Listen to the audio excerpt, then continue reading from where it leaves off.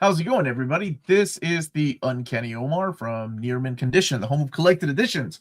I am not alone today. I've got my buddy Chris Yates. How are you, man? I'm doing good. Hello, everybody. It's great to be here. This is a long time coming. I know you were supposed to be sitting right beside me, but I life, was. right? Life gets in the way. That's okay. I'm excited to talk to you because I've known you for a few years, but this is your first project Yes. that I'm talking about. Usually, I met you a few years back, and then once you left that company, you started working for other people and connecting me with creators. And Yeah.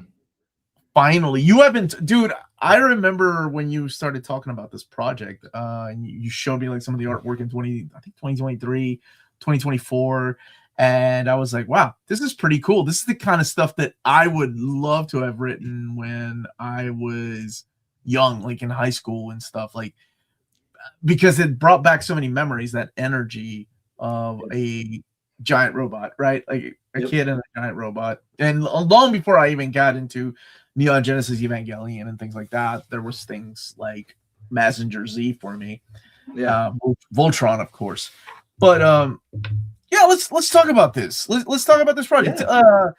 You get to talk about it. This is crazy. Marcus Walker, Kingslayer Protocol, baby. Tell me about it. Yeah. How did this project start, and what is it exactly you're doing? Yeah, so I am the co-creator and writer of the said comic, and it is a 48-page kinetic sci-fi comic for fans of Ultraman Rising, Power Rangers, and Big Hero 6. And you're very kind in what you're saying that, yes, it has been a very long time, but also you were, if I'm being completely transparent, you were the first person to find out about this because I was still working at Disney when I told you about I it. didn't want to say any company names, but No, Disney, I'm fine with talking about. That's fine. okay, Because okay. I had originally reached out to you saying, hey man, I love what you do with the channel. Like, can we please be friends? And you were so gracious to just be like, yeah, that's cool. And then, we just kind of kept in touch. And then, I got laid off at Disney. And then after I thought about some things in terms of what do I want to do with the next steps, I told you, and you're just like, I'm here for you, whatever you need. And here you are, a man of your word. I meant it. Like, it's really cool to have seen you go on this journey. Yeah. In Because you worked at a company that you were interested in books that not a lot of people were talking about, not superhero comic books, not Avengers, not Batman. You were interested in Yeah. other things, and you had a really cool gig. I remember you telling me the gig, and I'm like, oh man, that sounds awesome. And then unfortunately, life happens and you got laid off, and you took the knowledge and everything from that and that experience, and you used it to find another position. And I thought that was really cool whenever I would see you jump around, or whenever you would just hit me out of the blue going, how do you feel about interviewing so-and-so? And I'm like, where are you now? But while all of that was going on, you Yeah. always had this idea that you've told Yes. me about. Like, and it's Yes. so cool now that you finally got it. You've put the work in, you've made connections, and initially the plan did not go as you wanted it to with this book, but now you're doing it yourself. And I'm so damn proud of you, man. And so cool to see that happen, because as a comic book reader of 40 years, and I think anybody that has read comics for any number of times or years, it's like, oh man, I could be writing a comic book, or I could be drawing comics. We think about it, but most of us just kind of sit back and like being entertained. And by the time we have ideas and write out our thoughts and ideas, and the price is like, wow, that's a lot of work. And you didn't, man. You were grinding while working, and it's really cool to see it come true. Like, it's awesome. So yeah, go. I interrupted you. No. You're fine. So Please. we covered a lot of ground. I'll give some more context so for those who are watching and listening. So yes, I used to work at the Walt Disney Corporation, and during that time, I worked for the creative acquisitions team as the non-traditional IP person. So what does that mean? That means I was looking at comic books, video games, board games, anything that was kind of considered geek culture. I was the one reviewing to see if there was adaptation possibilities for showrunners, producers, writers, something we could potentially adapt for a streaming service. And I did that. And as Omar said, I was doing it for a while, and then I got laid off. The joke I have is Bob Iger said, "Hey, we're laying off 7,000 people, and we're starting with your department." And so I had this moment of reflection where I, very much so, as you put eloquently, of yes, people kind of think of like, when am I going to do that thing I'm always thinking about, doing that one book, that opening up that creative shop, whatever it may be for that said person. And so I had two things. One, I wanted to marry my girlfriend, and two was to write a comic book before I died. And so, and I know it's very dramatic, but the truth is that's kind of the whole motivating factor for all this. So during my time at Disney, I had reviewed like 600-700 pieces of IP, and I was always craving something more, something a little different. Not that it was anything bad, but just my own personal taste. And so I told my boss, and she was like, "You should write it down. It's either you're going to forget about it or it might turn into something." And I'm like, okay, what do I want to, write about potentially? And it was, I wanted to combine, Joseph Campbell-esque hero's journey with Jason Aaron's writing style, Sean Murphy's art style, Saturday morning cartoon, Japanese anime, but then I want to center it around two brothers in a world filled with mechs and kaijus. And I was like, I'll forget about it. And then, fast forward to me being laid off, I then say, okay, I think I'm going to write this book. And kind of the unique thing is people are asking me, like, what's special about your mech book? Because there's a lot of great books, as you said, Neon Genesis Evangelion, Gundams, Iron Giant, Voltron. I'm probably missing 1,000 that someone's probably yelling at right now. And it was very much just wanted to have a story where the hero wasn't the pilot. So Marcus is the young brother to the pilot. And even then, Marcus doesn't always feel like the main, he doesn't feel like the hero. He's the main character, but he doesn't have like main hero syndrome or whatever like that. So, yeah, that's kind of the long and short of it, as quickly as I could put it together. Okay.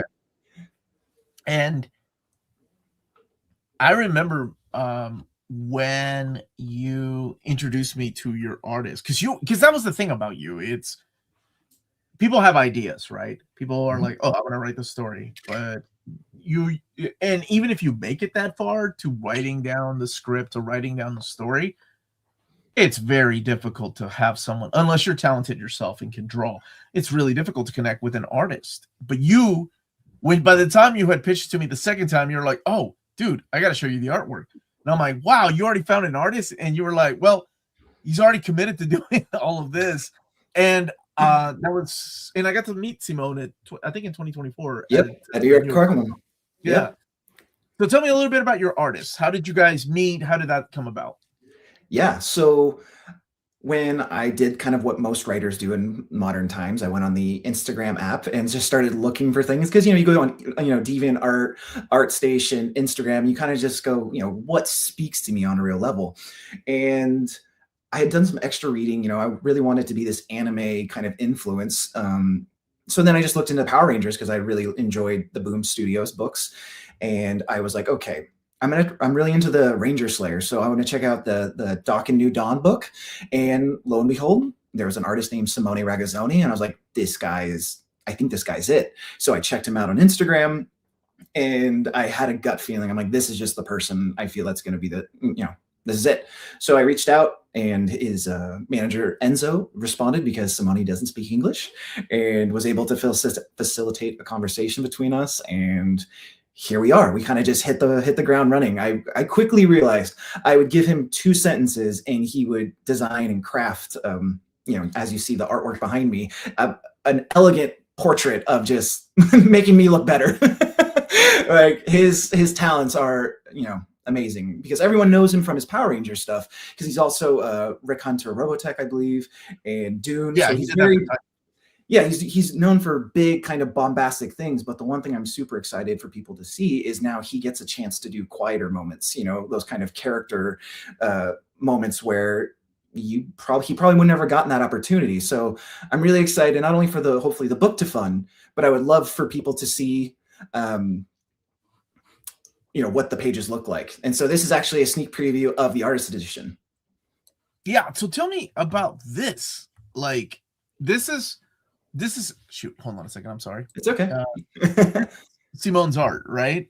Yeah, this is a sneak peek. We haven't even shown anybody. We haven't even shown the letters, so you're getting firsthand look. But yes, so to kind of not get too ahead of myself, this is the artist edition. And what I mean by that is, as you can see, his artwork is a beautiful concoction of Saturday morning cartoons and anime. And we had this idea of like, why don't we make it the artist edition almost like a manga homage? Because I'm not Japanese, Simone's not Japanese, no one on our team's Japanese, but we also want to kind of pay our respects to the medium. So this is going to be a potential tier. This is the artist edition. So this is strictly Simone's grayscales and halftones. So yeah, you're getting a real sneak peek. All right, we're going to show one more page. Sure. His art is killer. And I'm going to show what it looks like in color by actually showing the Kickstarter. So you want to, like, that's really cool. And when you said manga, like, so you mean like the size of a manga, or because I think when people hear the words artist edition, they think like original big size. Yes.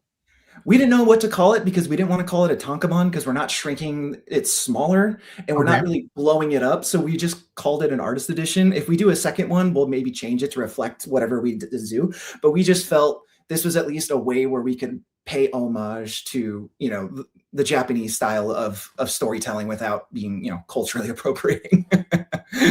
So, but yes, it's going to be the same size as a normal comic. If we're able to do, that's a Sean Murphy punch. Yes, we are definitely influenced by Sean Murphy for sure. So if we're able to do, you know, a trade, you know, a collected edition down the road, maybe we would do a compact version, but you know, only time will tell. We gotta get the first one done.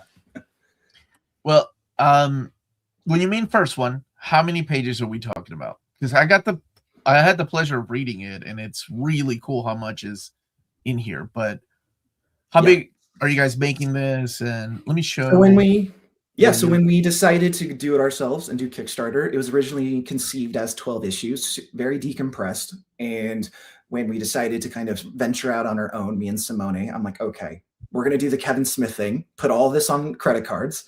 What really matters to us the most? You know, what are the moments? What are those kind of aha things? I think Scott Skyner calls it a momentism or something like that. Kind of those oh snap moments where you turn the page and it's, you know, it kind of blows your socks off. So then we said, okay, we're going to condense it into 3 oversized 48-page books.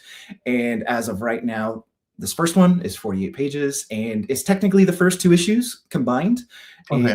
And if we, let's say, get a publisher down the road, we can actually break it up into 2 issues because it's written as such. But for the Kickstarter, it is a giant deluxe oversized version for sure.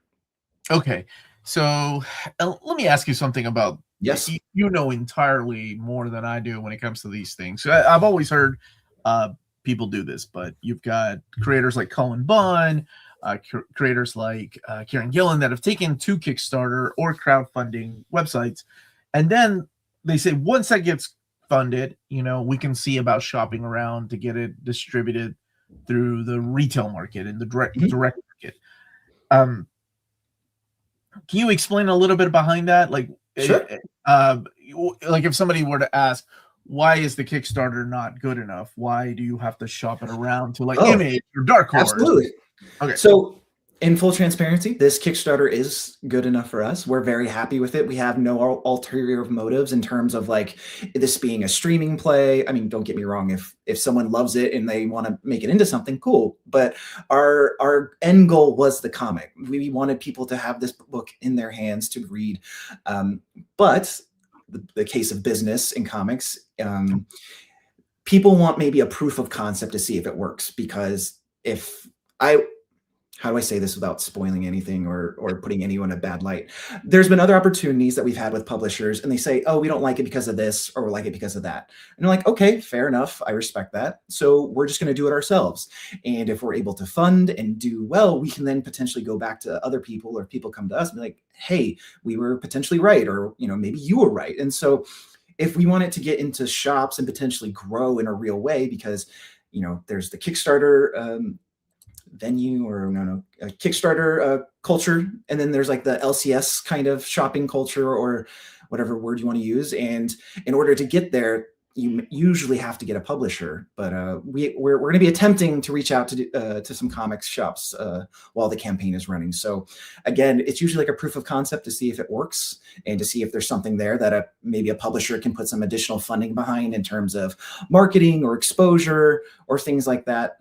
It can maybe put you in a way, but we are in a very lucky position, especially with my prior work experience and resume. I came from Disney. I came from United Talent Agency. I've worked for various amounts of small publishers in that time. And when we were emailing, you said, Chris, your face is everywhere. Like, my God. And it's like, the truth is, yeah, because we have been planning this since November, December, and I've been reaching out to. I didn't mean that as meant that no. And it was no, cool. and I take that as a compliment. You're so used to seeing my mug everywhere whenever you're subscribed, but it was really cool. Like whenever I would upload something to Instagram or Twitter or even Facebook, like your face would show up.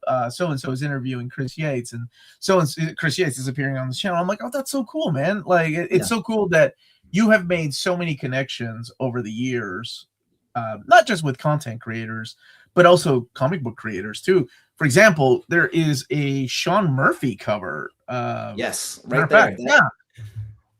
So that is the black and white artist edition. So if anyone's a huge Sean Murphy fan, which I'm assuming most of us are, that is the only way you're going to be getting the black and white version of his cover. So end of the sales pitch. But yes, we are very lucky with our variant covers. Everyone that has contributed a variant cover is either a friend or a mentor of mine.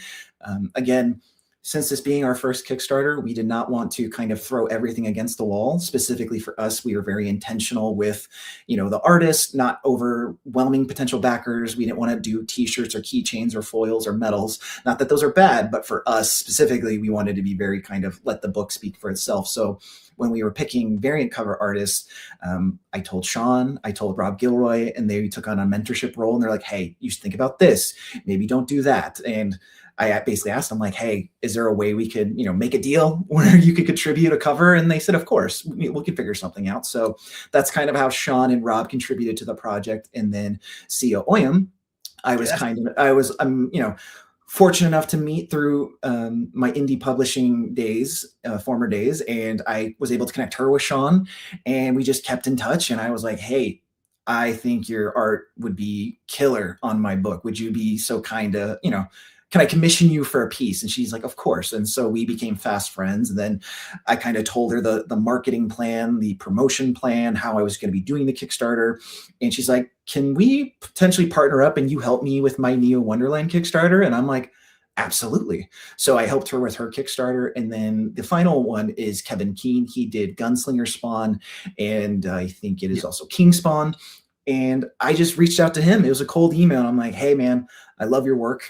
It's demonic. It's, it's gruesome in the best ways. I'm a first-time creator. I don't have any pages to show you, but I do have an idea for a second book. Would you be open to having that discussion? And he reviewed it. And then we both became fast friends because we have a love for metal and rock and roll and just kind of, creepy things that go bump in the night. And so me and Kevin are going to be hopefully doing a horror comic book Kickstarter down the road, either later this year or next year. And so that's kind of how our cover artist crew came together. Man, that is so cool, dude. What about Antonio Antro? Is he the colorist? And yes. You have Taylor Esposito.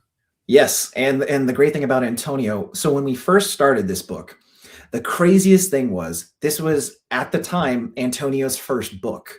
But since it's taken 3 years, he's gone on to do hundreds of books already. So the funniest thing is this is actually his first project, if I remember correctly, but it's also like the longest project he's ever had, just because he had to kind of start and stop with us because of all the things that had happened along the way. So yeah, I'm very excited for him. Awesome. Okay, so let's talk about the tiers. Yes, sir. You have different tiers here. So this again through his Kickstarter, which has gone live today. Yes, sir. And congratulations, man! Already more than halfway through, which is great. That's awesome. I haven't even I've been telling my wife not to tell me because I'm like I don't want to know. Oh, 'Cause you it's one of should those know things. No. I'm glad you told me. That's great. I have no problem with that. But it's one of those things where it's like you don't want to keep checking it every day to be like, are Oh, we that's gonna funded this drive blah you blah. crazy, man. Don't Oh, do that. Yeah, just so my have some asshole from YouTube tell.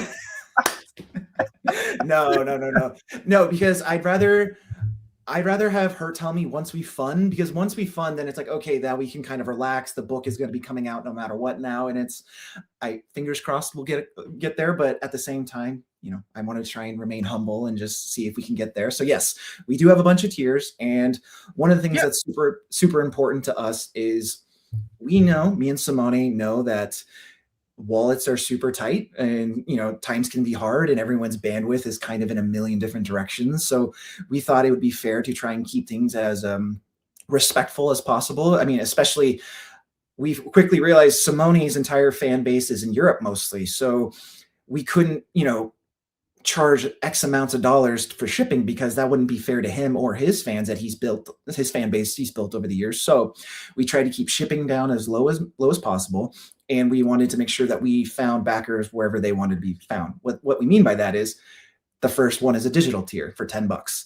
I think $5 for 20 pages is kind of a tough ask. Again, no shade to businesses, but for me as a first-time writer, I didn't feel comfortable asking for that. So I said, okay, let's make it a good, meaty story so people feel like they get a complete story where it leads, it ends on a cliffhanger and it leads to potentially more stories. But it felt being respectful. So yes, our first one is a $10 48-page digital, and then the next one is a $15 for Simone's, and then our variant covers are $20. Wait, this is physical though. The $15. Yes, the $15 one is physical, and then if people want a Sean Murphy cover or a Sia Oyam cover, our variants are only going to be $20. Okay, so the Sean Murphy cover is 20, the exact same material, 48 pages. Is that right? Yep. Yes, sir. 48 pages of story, same internal artwork and everything, nothing different. And then you have Sia Om, versus right there for 20. And then you've got Rob Giori, who, for people that aren't familiar with his stuff, man, I love, what's it called? The Chew. Chew. And he Farmhand is the one I was thinking about. The one that he did after Chew is so good, dude. Like I've been asking him, I'm like, are you doing an omnibus? And he's like, he just smiles at me. I'm like, oh, you better. He needs it, man. He needs to. He's solid. And then you have the Kevin King cover for 20. Okay. Then you have the Sean Murphy bundle. What is this? Yeah. So as we know, Sean has a fan base, and once the word kind of starts getting out there, some people just want his stuff, and we want to be respectful to that. So the artist edition is 30 and the Sean Murphy is 20. So that's 50. We figured if you want a bundle, try and save you some money if we can. So, you get a $5 discount if you just want the Sean Murphy stuff. And then I think when you scroll down, you see the collector's class, which is, I think it's at the top, but you'll see it there. There's a early bird feature. one. Yeah, right there. So that one is if you're like, hey, I kind of like what this Chris guy is saying, or I really love Simone's art and you want to collect everything, we're going to offer everything we can in terms of books at a discounted price. So we're going to originally offer them for $95, but if you get in within the first 72 hours, you can get it for $80. So you'll get, I think it's, I don't know, like 8 books for the basically $10 for everything, and you get it at a discounted price, and you'll get digital version of the artist edition and the colored edition as well. So you'll get everything at an even bigger discounted price. Gotcha. Okay, now we get to the big money. Yes, sir. Which you need, right? Like, first of all,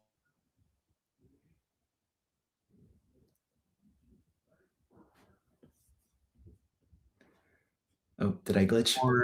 Is 27.7 by 11.7 inches. Okay. So this tier also includes the physical copy of Correct. Mark. So you can get all the books, and you can also get a commission of your choosing for whatever. I think it's any IP character, no original characters. So if you want somebody to draw you Doctor Strange, Wonder Woman, Power Rangers, Gundams, he's happy to offer those services. Okay, cool. And then original art. Yes, so we're going to be selling the original piece of so in the story, Marcus goes to the Crave, and the Crave is, when we were designing it, the K rave, which was short for Kaiju rave, which I know is super original. But when we were crafting the story, we're like, okay, I love going to shows. I love going to emo night. I love going to concerts. How can we find a way to make this fun for him? And so he wants to go to a rave in the story. And one of the funny things was when Simone was drawing it, I just said, oh, we'll do the K rave and we'll forget about it. We'll think of a real name later. And then so when he drew it as Crave, Krave. And I'm like, what a happy accident that is. I'm like, Simone, you're brilliant. Because what do people do when they go out at night? They crave life. They crave doing something. So I'm like, oh, we'll just keep it. And that'll be like a fun little wink and a nod. So this is the Crave page, we're calling it. And if people are super into it, they can purchase the original page that Simone drew himself. Nice, man. That's cool. And then the cover. The big one, yes, Simone is offering his actual cover for the book. And so if you want the original cover, this is it. This is the big one. And then you'll also get all the digital. You'll get all the books. You'll get all the digitals and things like that. So you won't miss out on the actual story content. So, and then we've already sold one of our big tiers, and that's very exciting. Oh, that's cool, man. So this is the original interior art. Yes, so that one, I'm surprised we sold it, if I'm going to be completely honest. Well, congratulations, dude. That's awesome. Yeah, it's a spoiler. That was why I was super nervous. I'm like, I don't know how to pitch this because, again, when we kind of made the book, we said there's two big kind of twist moments, right? That kind of hook the reader in terms of pagination. And this is the biggest one out of the two. And I was bittersweet about it because I was like, I don't know if I'm going to regret selling it. And I do know the person who bought it, and I am very happy that it's going to a loving home. So it's good. I know who it's going to, and I'm happy with that because I can at least go see it if I really wanted to. But yeah, we sold it, and I was very excited about that. Chris has 100% sold me on pledging for this. He needs a second career as a motivational speaker. I've actually told him that before years ago. Thank you. Thank you. I was a track and field coach, so I'm kind of used to speaking and doing things and talking at length. And plus, I've been very fortunate, as Omar said, that I have had a lot of press at the time. So I've been reviewing these interviews like game tape. I'm like, ooh, I can be a better speaker. I can get better. I'm using too many likes and too many ums. I'm sure you picked it out when you first started. You're like, dude, I do ums all the time. It's the way my brain thinks. But at the same time, it's like, slow down. We're here. It's all good. It is all good. No, you're doing an amazing job. Tell me a little bit about the logistics behind this, like like getting to once it gets fully funded. First of all, you've got 29 days, right? Yes, I believe Kickstarter is usually 30 days. Yeah, and you have 29 days left. After 29 days, let's say you are going to be fully funded. How long do people have to wait to expect that first physical edition? Because digital, I assume you can just send out hey, it's fully funded. Yes. Let's go through the list, which I don't envy that, but how long until physical copies start shipping out? So we're actually going to be a little conservative with our estimate. We're telling everybody August. Now, by the time the campaign ends, the entire book will be 100% completed, and that is lettering, ink, colors, the whole shebang. Everything's going to be done by the time this Kickstarter ends. So what does that mean for everybody else? That means that if we'll keep the late pledges open. So if people want to, catch up and join in, we'll try and be mindful of those. But if we can close it at the end or mid-April, and if printing goes according to plan, we're hoping for June. But at the same time, we'd rather, not say June and then have it pushed to August and then have people mad at us. Because again, I know there's been some poor experiences on Kickstarter, and we are trying our absolute best to not do that. And so we are saying, hey, we'd rather just keep it later, push it down the road. And if we can get it to you sooner, that's better than later. So that's kind of the timeline. So it ends April 2nd or 3rd. It takes about a week for collections, and then we're going to keep the campaign open for about a month, give or take. And then once we get that locked in, because we're going to be adding the name. So if you back at that collector's edition or higher, we're going to be putting your name in the book printed. And that's the only thing that we're kind of waiting on, because we want to be mindful of all those backers. And so once it's done, it's going to hopefully not take maybe 2 to 3 weeks to print. And then I'm personally going to hand ship, maybe with me and my wife, hand ship everything. And then hopefully be in people's hands before the beginning of summer. So we're excited. That's awesome, man. Because then if everything goes according to plan, thank you, Bo. Appreciate it. Awesome. They're just good people, man. They're good people. They're wonderful people. I love those Aussies. They have a place in my heart. I told you I lived in Australia, right? Of course you did. No, you never told me that.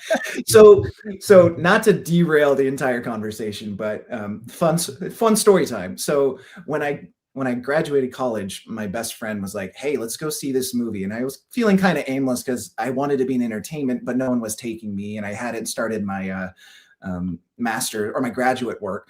And so he was like, "Let's go see a movie." And it was Walter Mitty, The Secret Life of Walter Mitty, Yeah. Ben Stiller.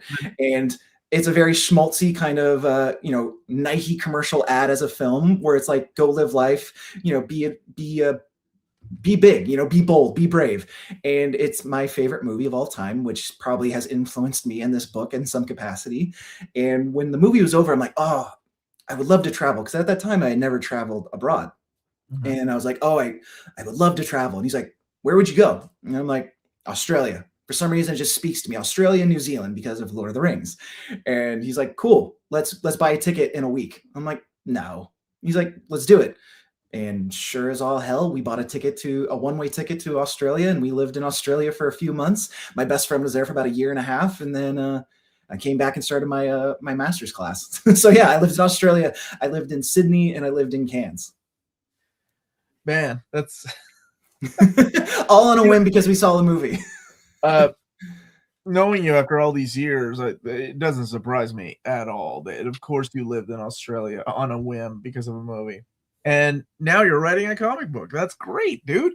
Yeah. So you have 4 books that you, all said and done, will collect everything, right?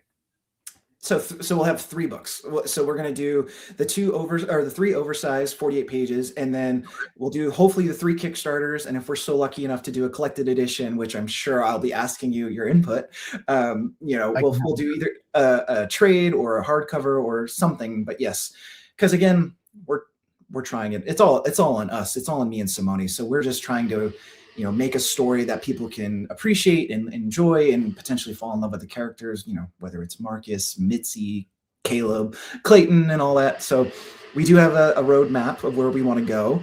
And if people enjoy it and they want more stories, then me and Simone will figure out kind of that next arc. But for the first 3 oversized or 6, regular sized, we have a heading, and we plan on heading there if we can. How far into this is Simone drawn? How much of the story has he drawn? So we've had just the first issue done. So the first half of the book was done almost 1.5 years ago. And then this last half of the book was done this past holiday season. So he whips it. He can draw a page pretty quickly. And yeah, it's, if we decide to move on, which I think we're going to, fingers crossed, if I can if I can influence him, I hope we can probably get it going by the end of the year, or at least this time next year. Awesome. Because he's also doing work himself. I think he's got some other boom books or things. I don't want to speak for him because I don't know what's been announced or not. So yeah, let's not get him in trouble. How about you, man? Did you catch the bug, or are you done? You're like, I just wanted to write one comic before I died, and this is it. So it was that idea, and now I definitely have the bug. I definitely have hopes and aspirations to keep doing this and building something more, and potentially being a creator that and be fortunate enough to be potentially one of the many people you have on your show. And yeah, so the next one outside of Marcus is a horror action book with Kevin Keane, and that's going to be very exciting because it's the oldest idea I've had. Marcus was the most meaningful, but that one's probably the oldest one I've had, and I don't think people are going to expect that one because I guess the tease is, if I had to give comparisons, or what's it like, I would say it's the Mummy, like the 1990s version of the Mummy and the Crow meets Chief of War. You know, and I'll tease it with, I'm a big tiki fan. I love me some tiki drinks. And you, who, I'm so sorry, who is the artist? Is it Kevin from Kevin Keane? Yeah, it's the gentleman who has the mouth cover. So he's going to be doing my second series with me. So I'm very excited to announce that. And then if everything goes according to plan, we haven't I haven't announced yet, and I can't announce too much, but I will be at San Diego Comic-Con this year, and we will be announcing a book with my current employer and partner, Keith Aram, with PCB Productions.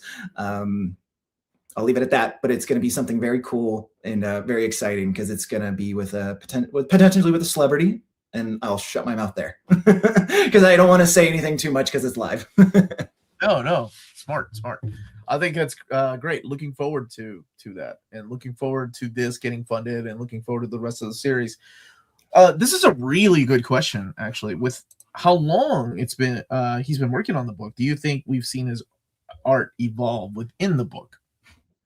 Like if you look at maybe the first few pages compared to the last part of the book, or even when you get to the second volume of this, because there's going to be a total of 3 of them, just how much Simone's art has changed or evolved. Yeah. For me specifically, thank you, Dan. I appreciate that.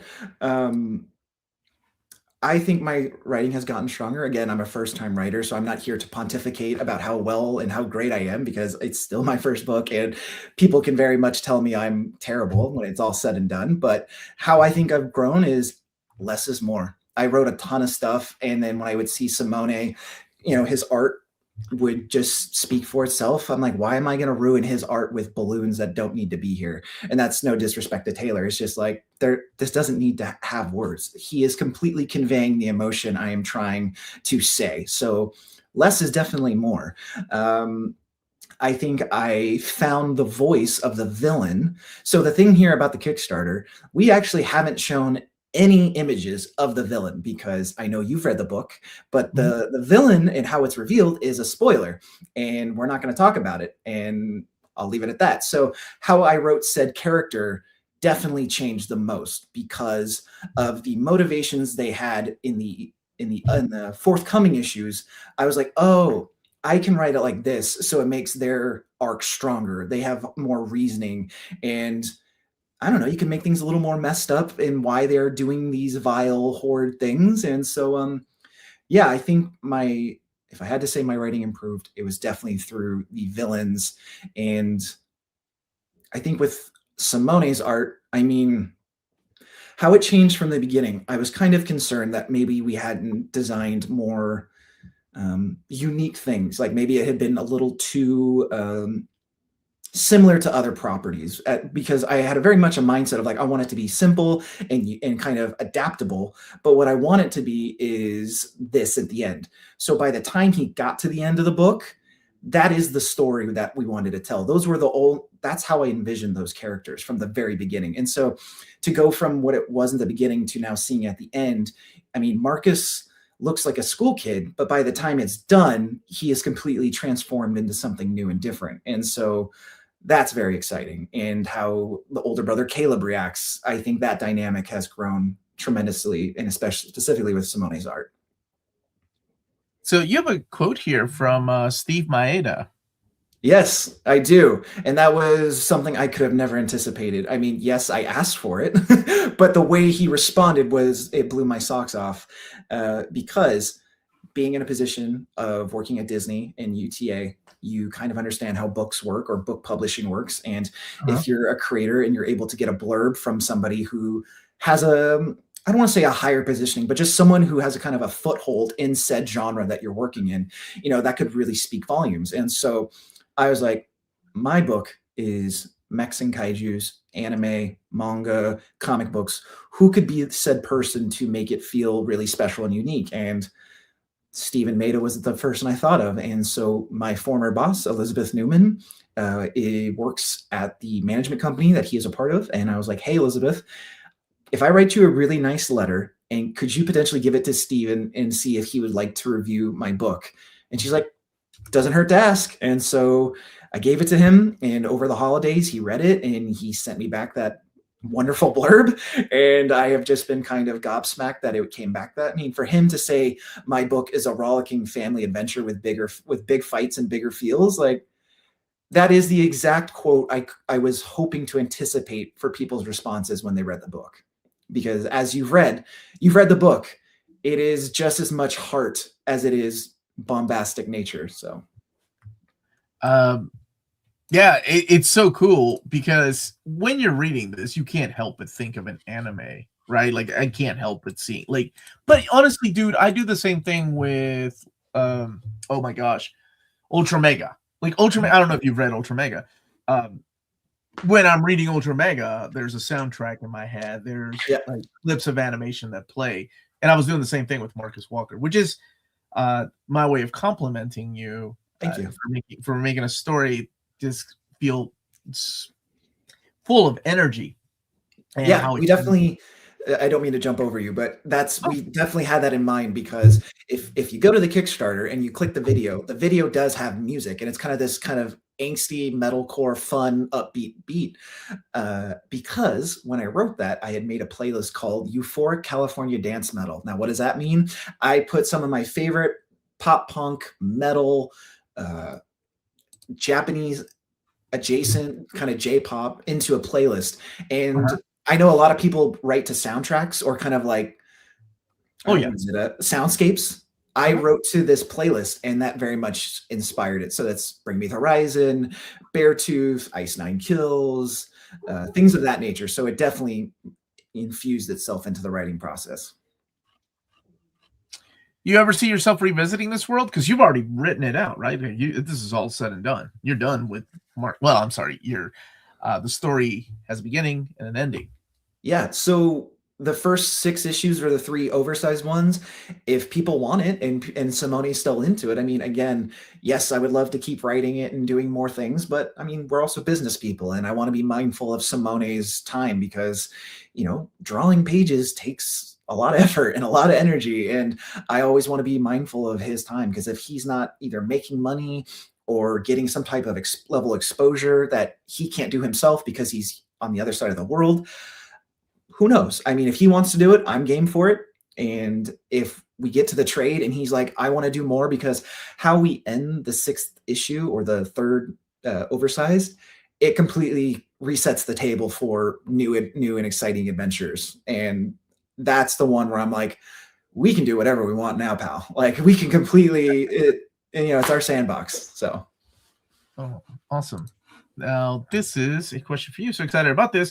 If this story were ever adapted for the screen, how would you envision it? So, how would I envision it? I'm smiling. That's my wife. She's supportive, and I adore her for it.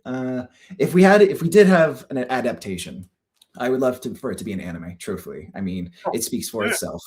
It would be, because as we were talking off camera, we talked about where we just went. We were lucky enough to go to Japan for our honeymoon, and I just completely fell in love with the culture again and how it was, because I think it was the Chainsaw Man movie, and I saw that on the airplane, and I was like, this is insane.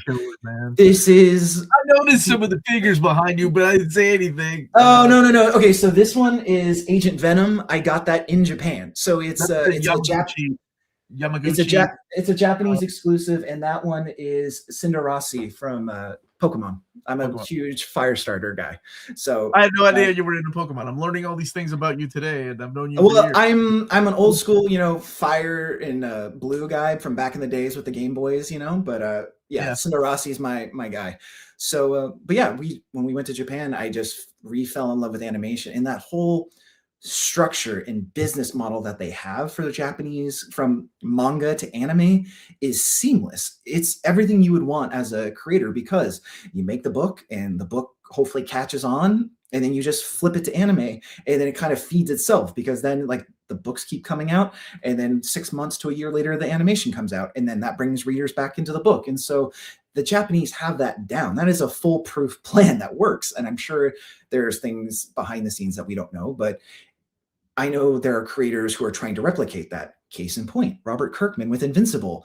That show on Amazon is crushing, and it is doing everything that anime does. It is bringing readers, or it's bringing viewers to read the book, and now the books are selling like gangbusters. And there's Battle Beast, and you know what I'm talking about. And so I think there's that there is corporate synergy whenever a new season of Invincible comes out. Those books are the top sellers every time. That's why they're different, like compendiums, hardcover, an omnibus edition coming out, the big deluxe edition. So absolutely, yeah. And as you said, it's this is definitely something that Japan has figured out years ago when it came to anime and manga. I mean, the giant box sets. I saw your video the other day. If your house was on fire, which one would you pick? You picked the giant metal one, something land. I forgot it was. It was one of your videos. You're like the Pandora hearts. Yes, yes, the Pandora hearts. It was like a metal case or something like that. Yeah, I mean, it's so interesting that now that you've been there, you know, the culture and how a lot of those people collect these like everything, man. It's so cool. And I also think in Tokyo, where are you putting this stuff? Because everybody lives it's all in the Akihabara district. It's all in one small pocket. I have friends that live there, and everyone has like little apartments, and I'm like, where are you putting all the toys that you're buying? And some of these toys are no joke, like huge. Oh yeah, it's insane. I can't imagine how they like Tetris their beds and their collection. They figured it out, man. I'm curious, not to switch, but when we talking about Invincible, you said collected it. What version of Invincible do you have? Because there's so many hardcovers. Which one do you have, or which is your preferred? I'd say. I really like Invincible. So I have the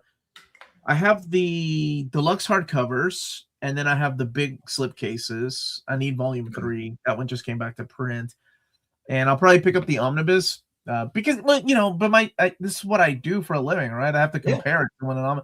I'll probably get rid of my deluxe editions. I don't need everything, right? Okay. I don't need it in different formats. But the best way for me to collect it, what I have always suggested, were the 12 volumes deluxe editions. I thought they were great because they have they have like exclusive back matter, right?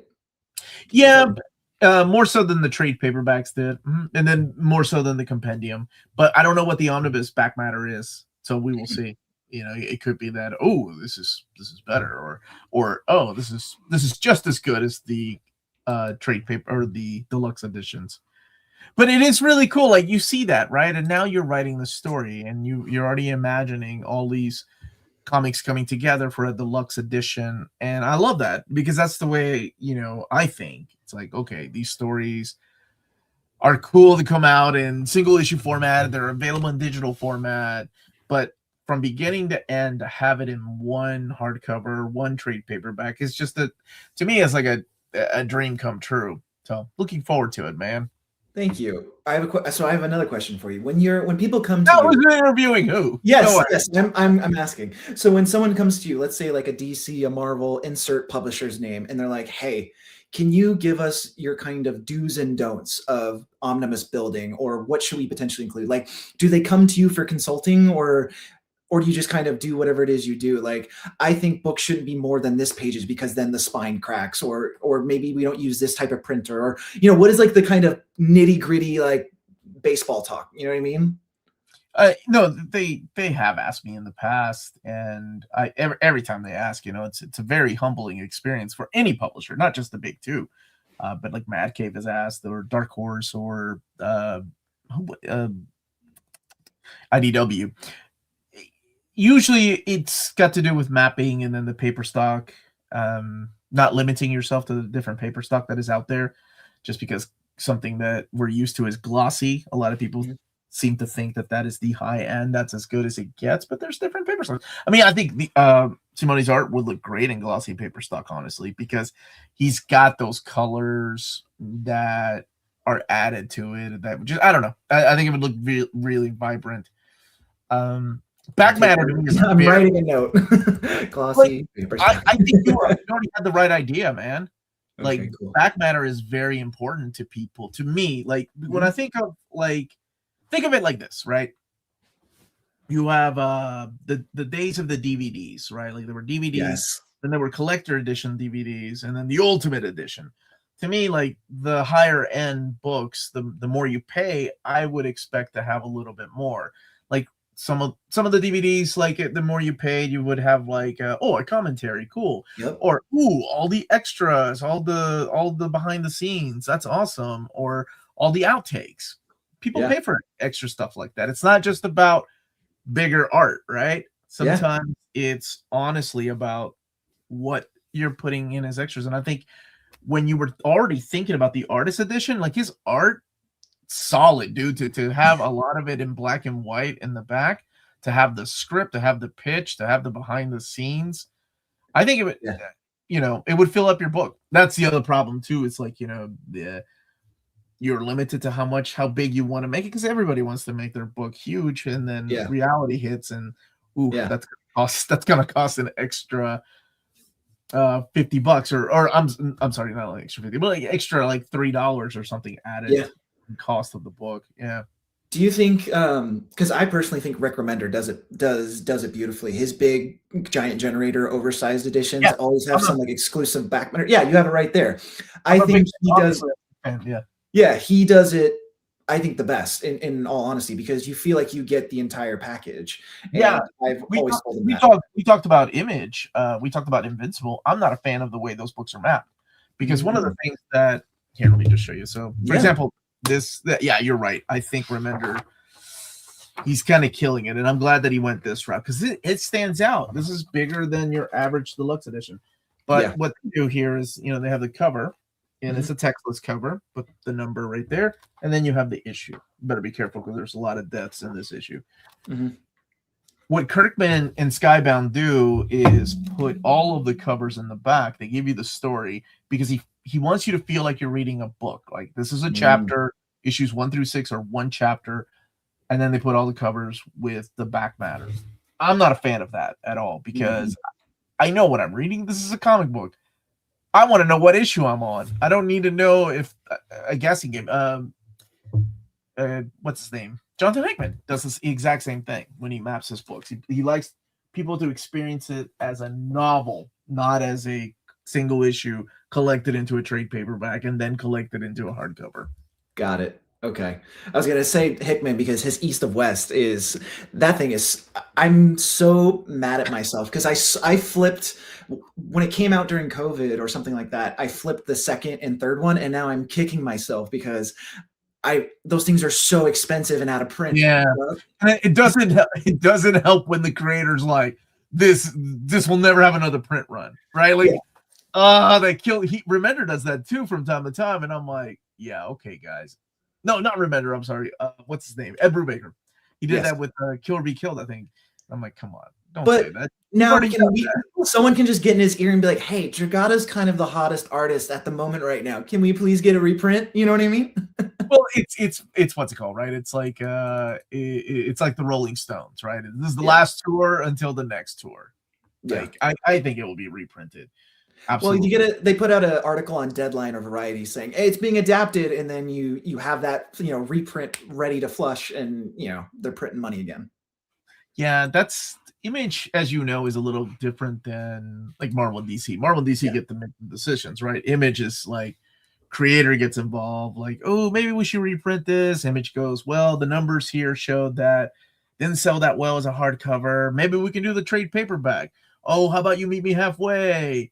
How about a compendium? And I just had a one-sided conversation with myself. But that's really how it works. And like, that's kind of how it works, right? Like, as a creator, it's like, oh, I want big, beautiful editions. But unfortunately, it didn't sell that well. The Image is like trade paperbacks, and you're like, how about compendium? And that's kind of how things get made. That's probably how East of West compendium got made, because maybe Hickman wanted a reprint, and it just didn't happen. Man, I love having these conversations, dude, because this is the kind of shit I love talking about. Well, no, and the thing is, like, as I always joke with you, and I text this or when I talk to you, I'm like, as a lifelong Aquaman fan, that is one of the hardest things, is because it's almost all of it's in trade. So Yeah. not to put you on the hot seat, and I'm not trying to ask you to spoil anything. Mm-hmm. Were you excited or surprised by anything you saw at DC? You don't have to give me titles, you don't have to give me names, but were you like, were you surprised in the terms like, oh, I wasn't expecting these, or were you like, oh, this makes sense? Kind of just how, certain arcs or events or characters. Was there anything that may have surprised you? I really feel like you're interviewing me now, Chris. This is so weird. I'm supposed to Well, this is how our phone calls usually happen. Usually, I'm like, give me the dirt. It was really cool because it was more of have a seat, and this is what it feels like to be part of the decision-making team. Right. Like, for a minute, it was almost like an out-of-body experience where I had to take myself out going, wow, I'm actually sitting here and we're talking about future releases of books that haven't been planned yet, talking about creators, talking about issues and things that are like, oh, we're going to have to do this. And I thought that was so cool. So I was surprised by some of the things that they've got planned. I'm surprised that you mentioned Aquaman, so yeah, that might be coming. Some more Aquaman, maybe later on down the line. Maybe not in 2026, but maybe in 2027. Not going into details or anything. Plus, we got the wonderful DC Finest line too that they have just kind of taken over. You know, in case you don't want to get them in oversized hardcover format. Well, and then I'm sure Throne of Atlantis or Jeff Johns' Aquaman will get kind of put into there because that's kind of the story for Aquaman. Well, what's really weird is that the DC Finest line ends in 2011. So with the reboot of the DC universe after Flashpoint, they see that as that might be the ending point. But you're right; it could very well be the Aquaman story for DC Compact, the little small books. Yeah.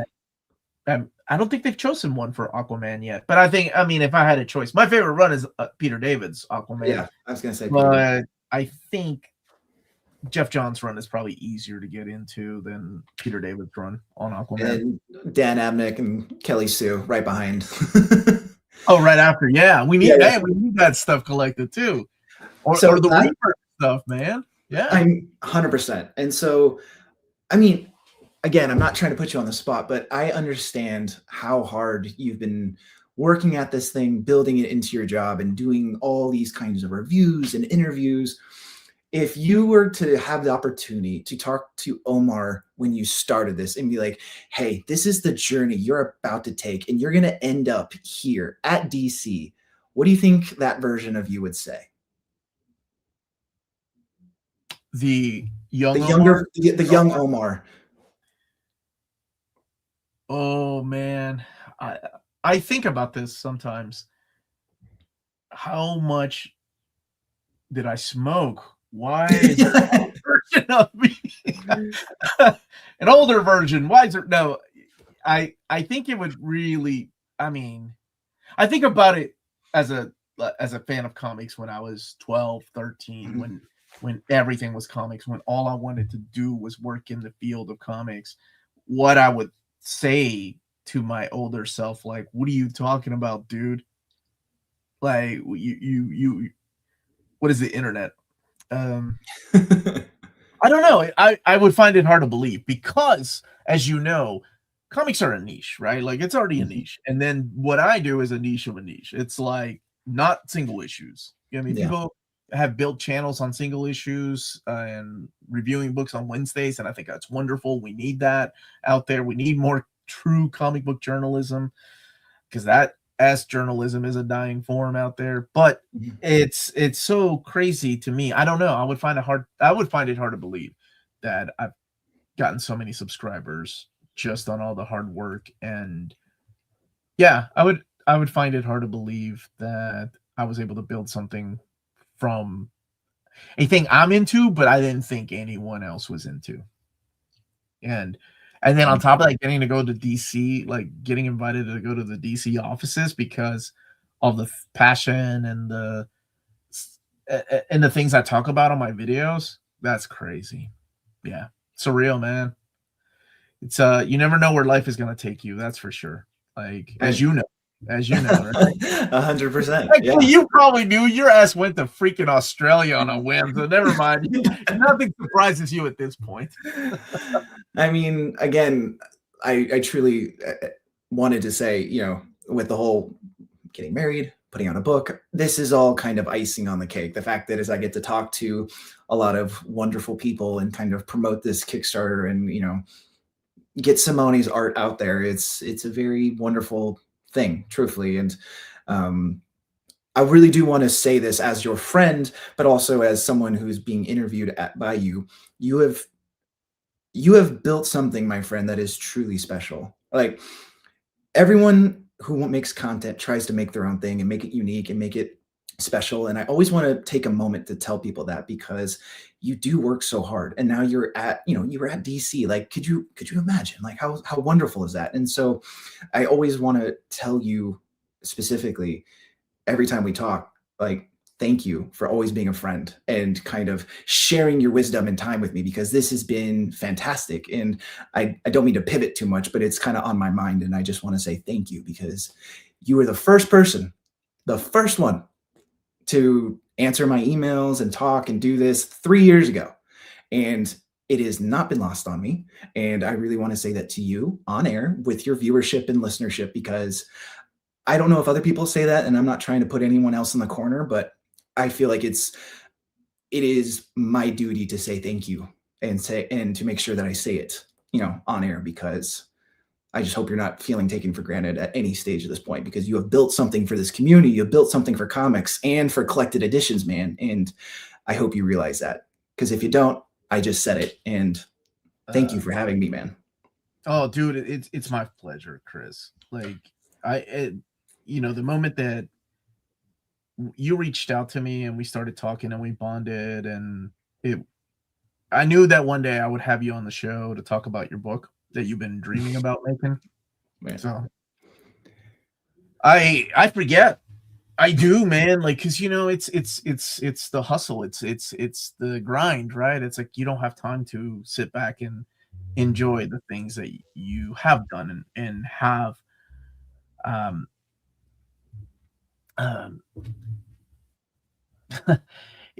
I don't have the time to sit back and go, wow, I actually did this. I actually made that happen. I got this book reprinted, or this book is coming out, like X-Men Blue and Gold. I told my viewers just the other day, I'm like, I forgot that was our idea. And that's Marvel's like best-selling book. He's going out of print. And if not for people voting on the channel, if not for putting 2 books together, I'm like, oh, why don't they reprint it like this? Yeah, and because I'm already making a video about something else and have forgotten that accomplishment. I don't have the time. I know. Right? It's time to go, wow, I made that happen. But you just being you and championing something you're excited about, you were like the flag bearer for these stories. You know what I mean? Like, you tell people about these grand tales. You know, you were the kind of like the cosmic librarian of all these things. You know what I mean? Like, you were passing them down so other people don't forget about them. And I hope that's a flattering thing, because I mean it is like, you will, like, it may go out of print, but Omar knows about it almost in a way. You know what I mean? Like, your knowledge is so deep and so vast. And for you to be like, yeah, dude, you made this book happen. Like, you made this thing happen. Like, I don't know. I just, not to blow smoke or anything, but I find it super commendable. And I just wanted to at least make sure I made note of it. So. Oh, well, dude, I really appreciate it. Like, that was completely unscripted. Like, we were supposed to be talking about Chris's book. He was supposed to be sitting right beside me. I was supposed to be in Kentucky doing this, but nobody comes here. Nobody comes to Kentucky. No, but I was life happened, and unfortunately I wasn't able to do that. But I will definitely be in that library, because I personally want to see it, and you know, want to be. You'll find out it's nothing but a green screen. Wow. Thanks for giving Chris and so many other creators voices on more, and stop selling yourself short. Thank you, Tyler. Tyler is a wonderful letterer, and his work is now in the pages of Conan. Yes, I love reading this. With a lead human being, and it shows through his content. That's why he's been successful. I'm gonna make sure my check's in the mail. I don't know if I have any more checks, man. Oh no, thanks, Paperback Dan. Yeah, you got me all emotional, man. Just like yourself, Chris. Having people like you and Omar in our lives is better than any Oh. comics movie. That's so true, man. Guess whatever about my plans are. I do plan on going to Australia someday. I'm hoping to see. And, I am, man. I knew. I told Bo I need to go see him, man. But it's just life, right? Like he keeps getting in the way. My wife wants to go somewhere else. I think we're gonna go to the UK this summer. That's something that she's Ooh, are gonna do. you thought bubble maybe? Or wait a minute, is it for I work or is was it for I pleasure? actually oh my god, I wanted to go to Thought Bubble and I got invited to go, but unfortunately, it's an invite that like Yeah. I live in the US. I can't plan a trip to the UK, in 2 weeks' time. I got invited 2 weeks before the event. But I'll be at San Diego and I'll be at New York, and I know I'll be seeing you at San Diego. Will you be in New York? Yes, sir. I Awesome. don't know about New York potentially. I'm going to be at MegaCon Orlando. Orlando. Uh, Yeah. yes, I will be there in 3 weeks, 4 weeks, whatever it is, because so Simone's flying from Italy to be at the convention, so we are going to be doing Ash Cans, and it's, as far as I know, the only time me and him are going to be together this year for a signing. So it's going to be my first time doing a signing. So if anyone's in Florida or at the con, come by and say hi. But yeah, I don't know about New York just yet, but I'll definitely see you at San Diego. That's for sure. Yeah, man. I can't wait. I haven't been to San Diego Comic Con since 1997. Like, that's crazy. That's 30, almost 30 years ago, dude. It has changed. It's not even the same thing. It has definitely changed. Oh, I want to take Chris out on a Kentucky nightlife. Yeah, man. Of course I would. 100%. Bourbon and all that good stuff. Oh, God. Would you? I've been in Baltimore. I love Baltimore Comic Con. I think it's definitely one of my favorite conventions in America. That's the Ringo one, correct? The one that has the Ringo Awards, if I'm not mistaken. Yes, they do. His brother is there every year, and they do that every year. Yeah, and it's one of my favorites. That and Heroes Con are two of my non-San Diego and non-New York Comic Con type of conventions. They're not as big, not as loud, and also comic book creator centric, which I think is what's really important. Like, it's the comic book creators that get treated like the actors and actresses and superstars, and I think that's as they should be. I always remember Peter David talking about how he was at a convention one time and how he was put in a corner away from like the main alley, because the main alley had the movie stars and TV stars, and he was in the back and he got hungry. So that in the back behind like the curtain, there's a buffet, and he goes back there and he's like, okay, it was just a pizza buffet. So he grabs a couple of slices of pizza, and somebody working there goes, hey, what are you doing? And he's like, I got hungry. And the guy working there was like, yeah, but that's for the talent. And he was like, I'm Peter David. I write comics and I'm here as a guest. And the guy says, no, the real talent, like the movie stars. Ooh, no, sir. I never forget that story, man. Poor Peter David. Yeah, you need where will you be, Chris? At do you have a booth set up? What do you got? So it's going to be Simone Ragazzoni's booth. I don't know off the top of my head. I should know. So thank you, keeping me honest. VRed 2494. My best guess is it's probably going to be at the Scott Collectibles booth, because Oni Robot Studios is the management company that Simone's a part of. So I believe it's Scott Collectibles. So if you be at somewhere in that vicinity, I'll be there probably Friday and Saturday. I'll definitely be there Saturday. So excellent. Before you ever fully went for being a comic book writer, who was the first person you ever showed something you wrote to, and did you experience any fear doing it? Oh, absolutely. I still have fear. What are you talking about? I'm still nervous about this whole endeavor. I am just, keeping it underneath in the cool. Yeah, of course. Outside of family and friends, the very honest answer. Did you show any of like your colleagues or? No, I think I showed it to some comic book folks, and some were very polite. and some were very harsh in a constructive way. That's important. And that has been, at the time, soul crushing, because I was like, oh wow, like that's an interesting take. And they're like, but you can maybe do this or change this slightly, and then maybe that might help some certain things. And so when we kind of recollected as a group, when we decided to do a Kickstarter, we took into consideration some of that feedback. And the wonderful thing is, even though we had only drawn the first half, Simone only had to redo one page, and I think we lost maybe 2 pages in total. So we were able to preserve a lot of it, but not too many notes for this new version. But yes, it was very nerve-wracking, and I will say it is a good thing. I was glad we got that harsh one, because if we didn't, I wouldn't have the version that I have now, and that is the version I love. So Something great come out of that, right? Like, you yep. never know. And I think that's something that a lot of the older generation of comic book creators have said. Whenever you're getting criticism, accept it and take it in, right? Like, these guys know a little bit of something, and it might not be what you want to hear, and it might not be coming out the way you want to hear it, especially with some of the old curmudgeon legends, but it's what you need to hear. And I think people forget about that. People forget about that and then wonder why their products aren't being picked up.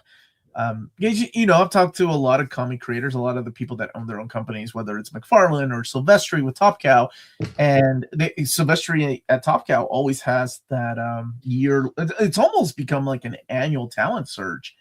And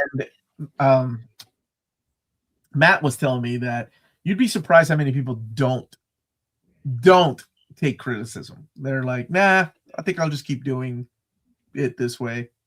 Find somebody else to publish my book. Yeah.